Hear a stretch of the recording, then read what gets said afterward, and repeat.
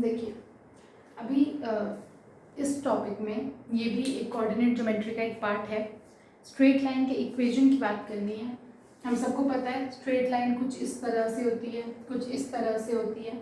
तो जो एक स्ट्रेट लाइन होती है वो एक प्लेन में लाई करती है। 2 डायमेंशनल फिगर है।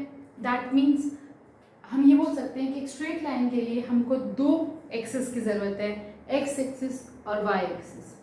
अगर हमारे पास 2 एक्सिस है तो हम एक स्ट्रेट लाइन आराम से प्लॉट कर सकते हैं। अगर हमारे पास दे रखा होता है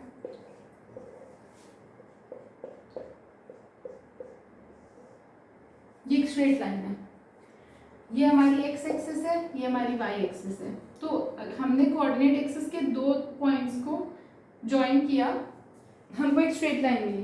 तो स्ट्रेट लाइन 2 एक्सिस पे लाई करती है, एक्स एक्सिस और वाई एक्सिस। कोई भी स्ट्रेट लाइन अगर आप लिखोगे तो उसमें 2 वेरिएबल होगा, एक एक्स का और एक वाई का। फॉर एग्जाम्पल 2x + y = 3, ये एक स्ट्रेट लाइन की इक्वेशन है।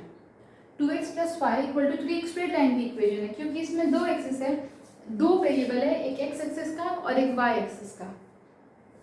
y = 3 ये भी एक स्ट्रेट लाइन का इक्वेशन है, क्योंकि इसमें भी 2 वेरिएबल हैं, एक एक्स एक्सिस का और एक वाई एक्सिस का। 0x + y = 3। तो एक स्ट्रेट लाइन के लिए हमारे पास 2 वेरिएबल होना चाहिए और 2 एक्सिस के थ्रू हम एक स्ट्रेट लाइन को प्लॉट कर सकते हैं। अब देखिए, लेट्स सपोज ये हमारी एक स्ट्रेट लाइन है। अगर ये हमारी एक स्ट्रेट लाइन है तो ये किसी एंगल पे इंक्लाइंड है, एक्स एक्सिस से किसी एक एंगल पे इंक्लाइंड है। अगर हम बात करें ये एक स्ट्रेट लाइन है तो देखिए ये हमारी किसी एक एंगल पे इंक्लाइंड है। तो ये जिस एंगल पे इंक्लाइंड है वो एंगल इसका इंक्लिनेशन कहलाता है, वो एंगल इसका इंक्लिनेशन कहलाता है। जिस एंगल पे ये लाइन इंक्लाइंड है वो एंगल इसका, इस लाइन का इंक्लिनेशन कहलाता है।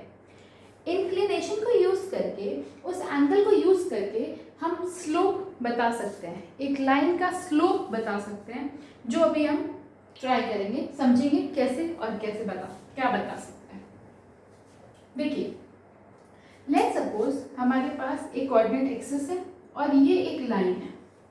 अगर हमारे पास ये कोऑर्डिनेट एक्सिस है, दैट मीन्स ये एक्स एक्सिस है और ये वाई एक्सिस है, और ये हमारे पास एक लाइन गिवन है जिसका एंगल ऑफ इंक्लिनेशन कुछ थीटा है, लेट्स से 45 डिग्री। थीटा है 45 डिग्री।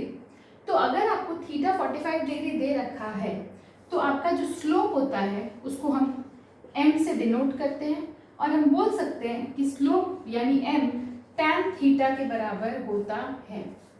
स्लोप यानी m tan थीटा के बराबर होता है।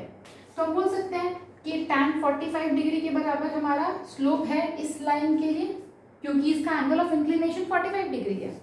अब एक पॉइंट की तरफ अगर बढ़ें तो हमें पता है कि थीटा जो होता है, मतलब tan जो होता है वो परपेंडिकुलर अपॉन बेस होता है। tan is perpendicular upon base.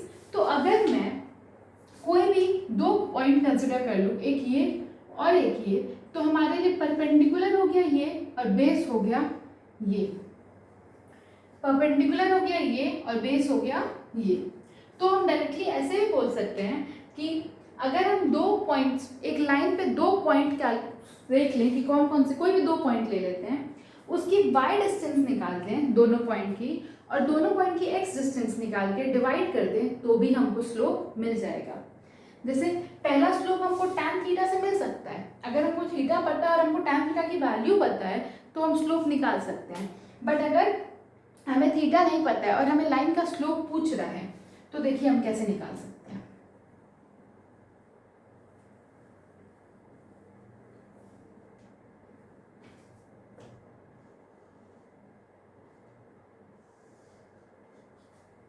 हम कोई भी 2 पॉइंट कंसिडर कर लेते हैं, एक ये और एक ये।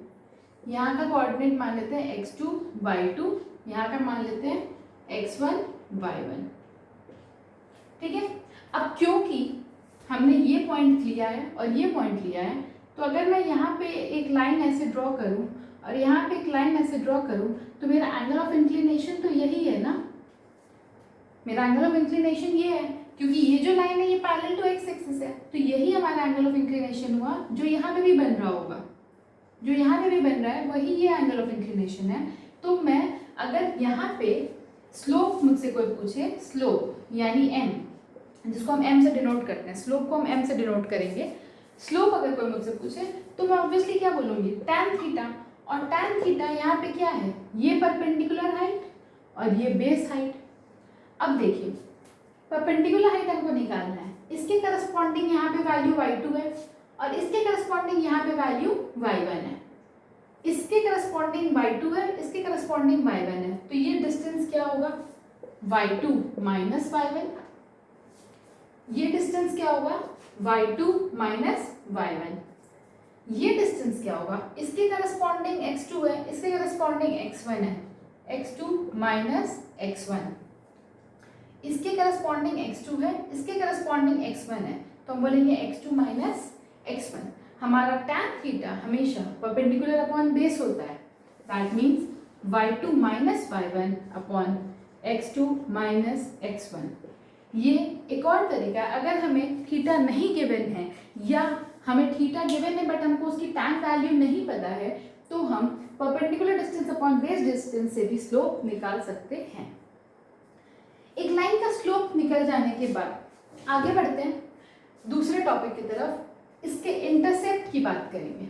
अब देखिए एक लाइन का इंटरसेप्ट क्या होता है, व्हाट इज इंटरसेप्ट। ये वापस से हमारी कोऑर्डिनेट एक्सिस है, एक्स एक्सिस, वाई एक्सिस। ये हमारी एक लाइन गिवन है, समवॉट इक्वेशन है इसकी, ये एक लाइन गिवन है। इंटरसेप्ट होता है वो डिस्टेंस जिस डिस्टेंस पे ये एक्स एक्सिस या वाई एक्सिस पे कट करती है, ठीक है। जैसे देखिए उसने एक्स एक्सिस पे यहाँ कट किया है, तो ये इसका एक्स इंटरसेप्ट हो गया। उसने एक्स एक्सिस को यहाँ कट किया तो ये इसका एक्स इंटरसेप्ट हो गया। हमें पता है ओरिजिन हमेशा 90 डिग्री पे होता है, मतलब एक्स एक्सिस और वाई एक्सिस एक दूसरे को 90 डिग्री पे इंटरसेक्ट करते हैं। ये एक्स इंटरसेप्ट हो गया और वाई को वो यहाँ कट कर रहा है, तो ये जो दूरी है ये वाई इंटरसेप्ट हो गया। लाइन जो है वो एक्स एक्सिस को जिस डिस्टेंस में कट कर रहा है फ्रॉम ओरिजिन वो उसका एक्स इंटरसेप्ट कहलाता है, और लाइन वाई एक्सिस को जिस डिस्टेंस पे कट कर रहा है फ्रॉम ओरिजिन वो उसका वाई इंटरसेप्ट कहलाता है। जब हम इक्वेशन फॉर्म करेंगे तो हम एक अल्फाबेट यूज करेंगे C, वो हम यूज करते हैं वाई इंटरसेप्ट के लिए। तो ध्यान रखिएगा कि आगे चल के हम जब इक्वेशन फॉर्म करेंगे तो हम एक अल्फाबेट यूज करेंगे C, और वो C का मतलब C को हम यूजुअली डिनोट करते हैं वाई इंटरसेप्ट से। हमने स्लोप जो हमारा टर्म है, कहीं कहीं आपको क्वेश्चन में स्लोप की जगह ग्रेडियंट दिखेगा। ग्रेडियंट देखिए कहीं कहीं स्लोप की जगह ग्रेडियंट दिखेगा, ये दोनों सेम टर्म है, ये बस स्लोप का डिफरेंट नेम है ग्रेडियंट, बाकी इन दोनों में कोई फर्क नहीं है। तो हमने एक लाइन के लिए उसका स्लोप क्या होता है और उसका इंटरसेप्ट क्या होता है वो समझ लिया। अब हमें ये समझना है कि अगर हमारे पास कोऑर्डिनेट एक्सिस दे रखा है,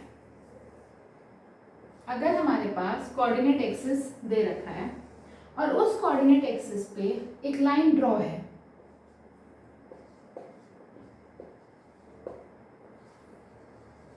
उस कोऑर्डिनेट एक्सिस पे एक लाइन ड्रॉ है कुछ इस तरीके की, एक लाइन कुछ इस तरीके की ड्रॉ है, तो आपको देख के समझ में आ रहा है कि ये जो लाइन ड्रॉ है ये वाई एक्सिस के पैरेलल है।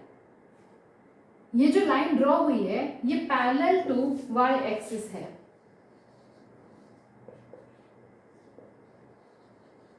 हमने जो लाइन ड्रॉ की है ये पैरेलल टू वाई एक्सिस है। अब हमको इसकी इक्वेशन लिखनी है, हमको इसकी इक्वेशन लिखनी है। कोई लाइन अगर पैरेलल टू वाई एक्सिस है तो उसका हर एक पॉइंट पे x की वैल्यू फिक्स है बट y की वैल्यू चेंज हो रही है। कोई भी अगर लाइन है जो पैरेलल टू y एक्सिस है तो उस पूरी लाइन की x की वैल्यू तो यही वैल्यू फिक्स है बट y की वैल्यू चेंज हो रही है। तो इस केस में हम ये मान लेते हैं कि 3 पे हमने ये लाइन ड्रॉ करी है, हम मान लेते हैं कि हमने 3 पे ये लाइन ड्रॉ करी है, तो हम बोलेंगे इस लाइन की जो इक्वेशन है that is x equal to 3। क्यों? क्योंकि इस लाइन पे लाई होने वाले हर पॉइंट का वैल्यू x का फिक्स है, that is x equal to 3। y change हो रहा है, तो हम y की वैल्यू इस इक्वेशन में डिटरमाइन नहीं कर सकते हैं क्योंकि वो चेंजिंग है। Equation parallel to y axis हमेशा x इक्वल टू वैल्यू होता है जिस पे वो लाइन ड्रॉ होती है। अगर ऐसे कहीं है और ये लेट्स सपोज -2 है, तो हम लिखेंगे x इक्वल टू -2, इसकी इक्वेशन होगी। x इक्वल टू -2 इसकी इक्वेशन होगी। सिमिलरली अगर कोई line parallel to x axis है, अगर कोई line parallel to x axis है, लेट्स से ऐसे, तो और ये पॉइंट मान लेती हूँ मैं 3 है, तो इसकी इक्वेशन क्या होगी? y इक्वल टू 3, क्योंकि हर पॉइंट पे y इक्वल टू 3 फिक्स है। तो y इक्वल टू 3 इस लाइन को के हर पॉइंट सेटिस्फाई कर रहे हैं, तो हम बोल सकते हैं कि y इक्वल टू 3 इस लाइन की इक्वेशन है। कोई लाइन अगर पैरेलल टू y एक्सिस है तो उसकी इक्वेशन x इक्वल टू वो वैल्यू होगी जिस पे वो लाइन कट कर रही है x एक्सिस को, और कोई लाइन अगर पैरेलल टू x एक्सिस है तो उसकी इक्वेशन y इक्वल टू वो वैल्यू होगी जिस पे वो पॉइंट, जिस पॉइंट पे वो लाइन y एक्सिस को कट कर रही है। अब अगर हमारी लाइन दोनों एक्सिस को कट करेगी तो ना हम x में कुछ बोल सकते हैं ना हम y में कुछ बोल सकते हैं। उसकी इक्वेशन फॉर्म करने के तरीके से हमको अलग अलग तरीके से हमको सीखना पड़ेगा। अच्छा, अगर अभी जो हमने बात किया था x एक्सिस और y एक्सिस में, अगर कोई line parallel to y axis है और मैं बोल रही हूँ इसका मुझे स्लोप निकालना है, अगर कोई line parallel to y axis है और मुझे इसका स्लोप निकालना है, तो आप बताइए क्या ये इसका इंक्लिनेशन एंगल है और वो है 90 डिग्री, तो इसका स्लोप क्या होगा? tan 90। इसका स्लोप क्या होगा? tan 90, जो हम सबको पता है इन्फिनिटी के बराबर होता है। tan 90 इन्फिनिटी के बराबर होता है, कैन नॉट बी डिटरमाइंड। तो यानी अगर कोई line parallel to y axis है तो उसका slope can not be determined होगा। अगर कोई line parallel to x axis है तो उसका angle of inclination, that means यहाँ पे कोई एंगल है नहीं, तो एंगल ऑफ इंक्लिनेशन क्या होगा? 0 डिग्री। अगर कोई line parallel to x axis है तो उसका एंगल ऑफ इंक्लिनेशन, क्योंकि x एक्सिस से वो कोई एंगल ही नहीं बना रहा, तो उसका एंगल ऑफ इंक्लिनेशन क्या होगा? 0 डिग्री। और अगर एंगल ऑफ इंक्लिनेशन 0 है तो स्लोप क्या हो गया? tan 0 डिग्री यानी 0, स्लोप हो जाएगा 0। बट अगर कोई लाइन है जो x एक्सिस और y एक्सिस दोनों को कट कर रही है तो उसका स्लोप भी होगा, इंटरसेप्ट भी होगा, और 2-3 तरीके से हम उस इक्वेशन को लिखेंगे। देखिए कैसे। हमारे पास ये एक लाइन है, ये कोऑर्डिनेट एक्सिस है, ठीक है, और ये एक लाइन है, इसका स्लोप, लेट सपोज हमको इसका स्लोप पता है, हमने एज्यूम कर लिया कि हमको इस लाइन का स्लोप पता है, और हमने ये एज्यूम कर लिया कि हमको इस लाइन का y intercept that is c पता है। हमने ये एज्यूम कर लिया कि इस लाइन का हमको स्लोप पता है और y इंटरसेप्ट पता है। हम इस फॉर्म ऑफ जो अब हम इक्वेशन लिखने वाले हैं वो इक्वेशन होगी y is equal to mx plus c। y is equal to mx plus c, मतलब अगर कोई ऐसी लाइन है जिसका स्लोप आपको पता है और इंटरसेप्ट y इंटरसेप्ट आपको पता है, तो आप डायरेक्टली इक्वेशन लिख सकते हैं y is equal to mx plus c। अगर मुझे पता हो कि m की वैल्यू 3 है और c की वैल्यू 2 है, तो मैं डायरेक्टली इक्वेशन लिख सकती हूँ y equal to 3x plus 2। y is equal to 3x plus 2, मतलब ये जो लाइन है उसकी इक्वेशन फॉर्म हो गई y is equal to 3x plus 2। इस फॉर्म ऑफ इक्वेशन को हम स्लोप इंटरसेप्ट फॉर्म बोलते हैं। इस फॉर्म ऑफ इक्वेशन को हम slope intercept form of equation बोलते हैं। क्यों? क्योंकि इस इक्वेशन को लिखने में हमारे पास स्लोप है और हमारे पास इंटरसेप्ट ऑलरेडी प्रेजेंट है। हमने direct y equal to mx plus c में स्लोप की वैल्यू पुट करी और इंटरसेप्ट की वैल्यू पुट करी।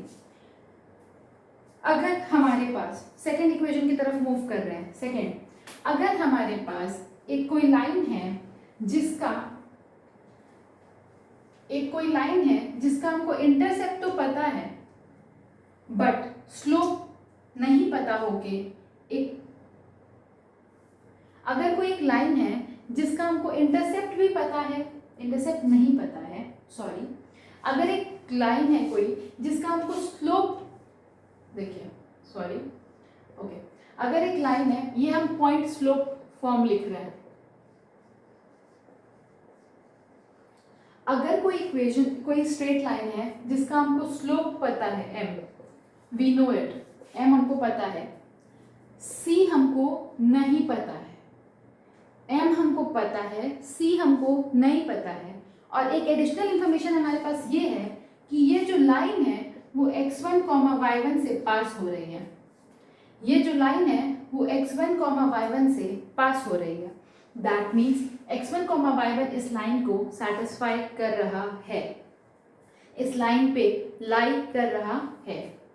अगर हमको दे रखा है कि एक लाइन है जो x1, y1 से पास हो रही है और उस लाइन का स्लोप m है, तो आपको इक्वेशन लिखना है।